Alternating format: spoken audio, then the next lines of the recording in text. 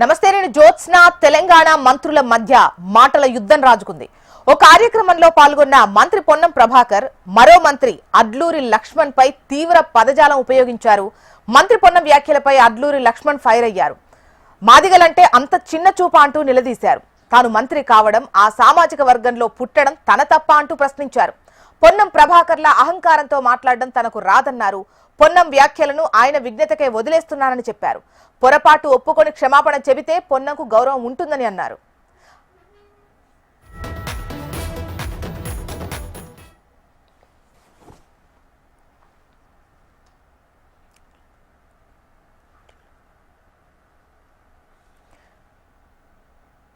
అదే కార్యక్రమంలో పాల్గొన్న మరో మంత్రి వివేక్ కు కూడా చురకలంటించారు అడ్లూరి.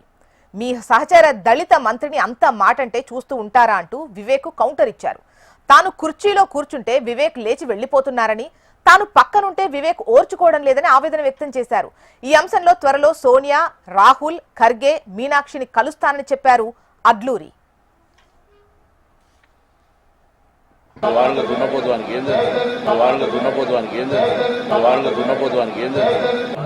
వస్తున్నా స్టార్ట్ అయినాక జాయిన్ అవుతారా एग्जैक्टली पूछो, नहीं तो हम पहले आप एक दो लोग बोलो, बोलने के बाद आप बोलो, आप बोलने के बाद हम दोनों कुछ बचे तो बोलते करो। आजमत भाई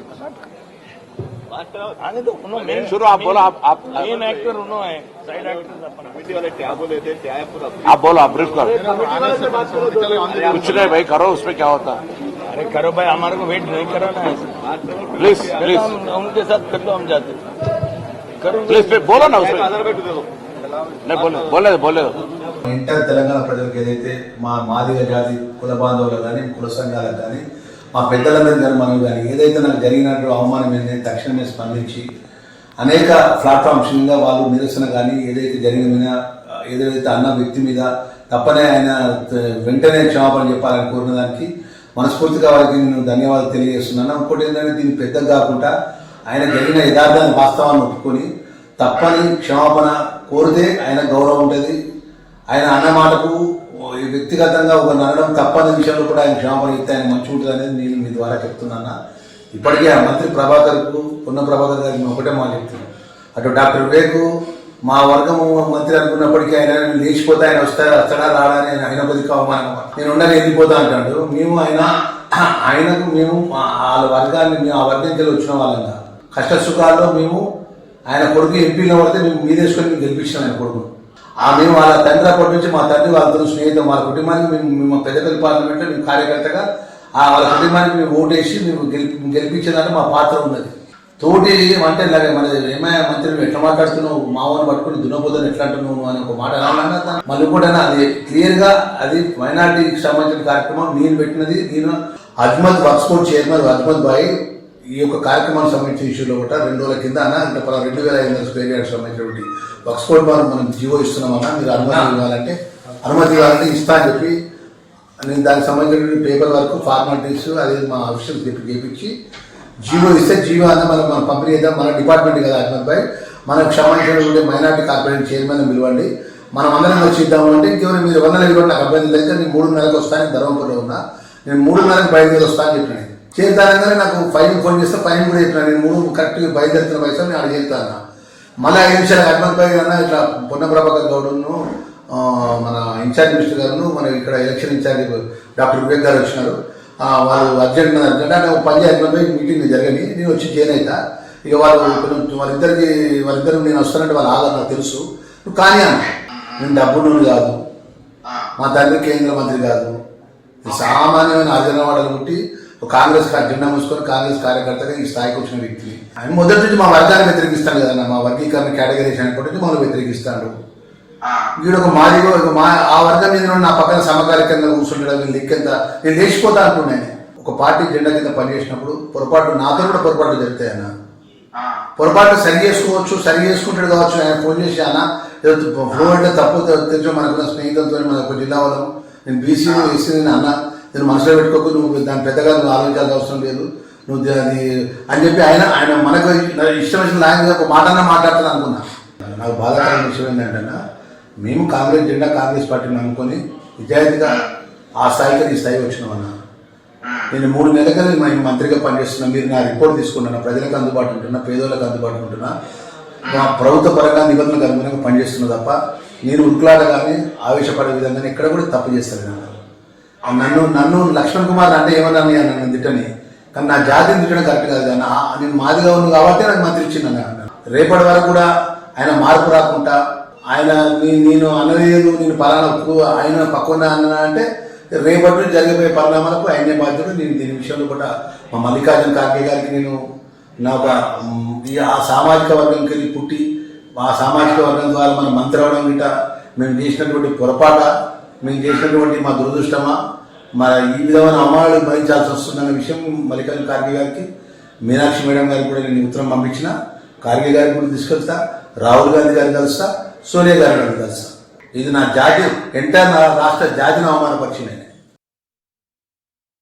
అది తెలంగాణ మంత్రుల మధ్య మాటల యుద్ధం రాజుకుంది. ఓ కార్యక్రమంలో పాల్గొన్న మంత్రి పొన్నం ప్రభాకర్ మరో మంత్రి అడ్లూరి లక్ష్మణ్ పై తీవ్ర పదజాలం ఉపయోగించారు. మంత్రి పొన్నం వ్యాఖ్యలపై అటు అడ్లూరి ఫైర్ అయినటువంటిది మనం చూశాము. మాదిగలంటే అంత చిన్న చూపా అని నిలదీశారు. తాను మంత్రి కావడం, ఆ సామాజిక వర్గంలో పుట్టడం తన తప్ప అంటూ ప్రశ్నించారు. ఇక పొన్నం ప్రభాకర్ల అహంకారంతో మాట్లాడడం తనకు తగదన్నారు. పొన్నం వ్యాఖ్యలను ఆయన విజ్ఞతకే వదిలేస్తున్నానన్నారు. పొరపాటు ఒప్పుకొని క్షమాపణ చెబితే పొన్నంకు గౌరవం ఉంటుందని అన్నారు. ఇక డీటెయిల్స్ అందించేందుకు కరీంనగర్ రీజనల్ కోఆర్డినేటర్ గోపాలకృష్ణ సిద్ధంగా ఉన్నారు లైవ్ లో. గోపాలకృష్ణ, అసలు ఏంటి కాంగ్రెస్ లో ఏం జరుగుతుంది? ముఖ్యంగా ఈ ఇద్దరి మంత్రుల మధ్య ఉన్నటువంటి ఏమైనా విభేదాలు ఉన్నాయా, అభిప్రాయ భేదాలు ఉన్నాయా? ఎందుకు ఈ విధమైనటువంటి సిచ్యువేషన్ వచ్చినట్టు? ఎస్, ఉమ్మడి కరీంనగర్ జిల్లాకు చెందినటువంటి మంత్రులే ఈ ఇద్దరు కూడా.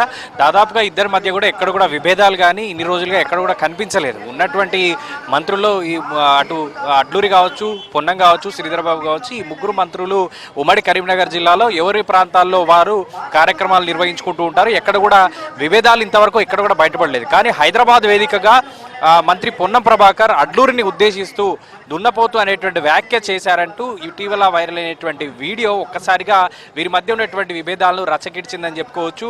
ఖచ్చితంగా ఇది అడ్లూరిని ఉద్దేశించి అన్నాడంటూ మాదిగ సంఘానికి సంబంధించినటువంటి చాలామంది పొన్నంపై ఆగ్రహాన్ని కూడా వ్యక్తం చేసినటువంటి పరిస్థితులు కనిపించాయి. ఇప్పుడు ఏకంగా అడ్లూరి కూడా బయటకు వచ్చి తన తప్పును తాను ఒప్పుకోవాల్సిందే పొన్నం అంటూ తాను ఒక వీడియోని రిలీజ్ చేశారు.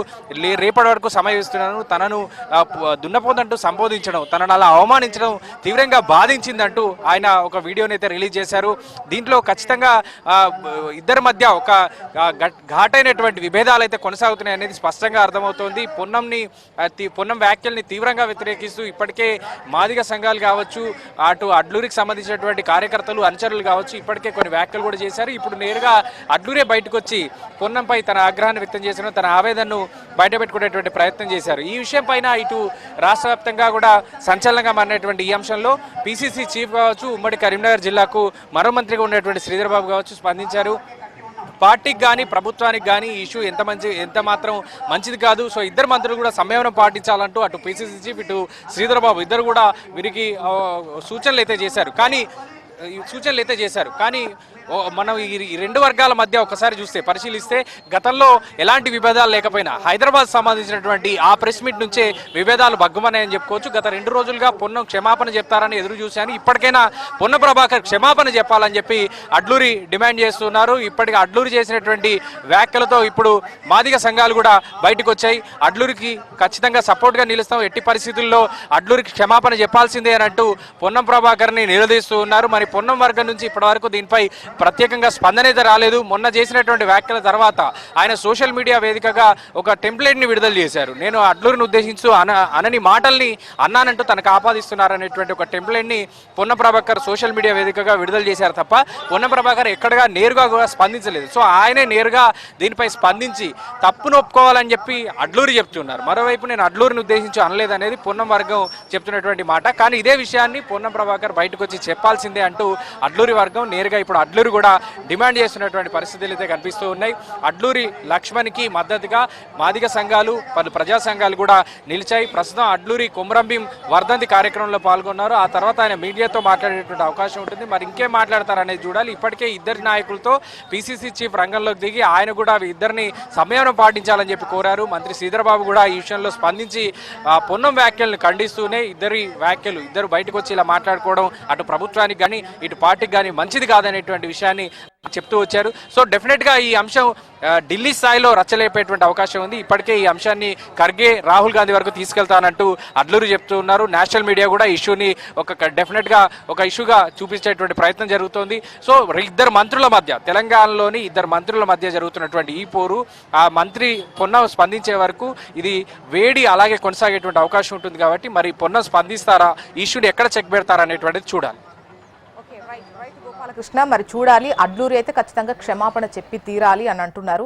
మరి పొన్నం దీనిపై ఏ విధంగా స్పందిస్తారు? క్షమాపణ చెబుతారా, లేదంటే దీనికి సంబంధించి అన్నారు అనలేదు అన్న దానిపై వివరణ ఇస్తారో చూడాల్సినటువంటి అవసరం ఉంది.